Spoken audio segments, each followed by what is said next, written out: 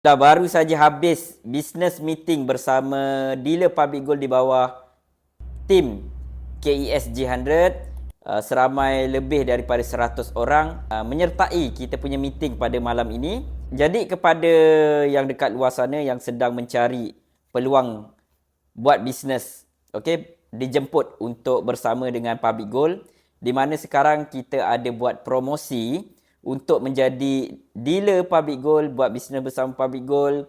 Untuk menjadi normal dealer 7 dinar, manakala untuk menjadi priority dealer sebanyak 13 dinar. Buat belian emas, kemudian Public Gold akan bagi dealership secara percuma.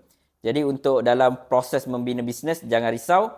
Kita ada tim yang strong, kita ada tim yang besar, iaitu tim di bawah G100 Network, di bawah mentorship Tuan Muhammad Zulkifli Syafi'i, di bawah mentorship Tuan Syarif Jamil.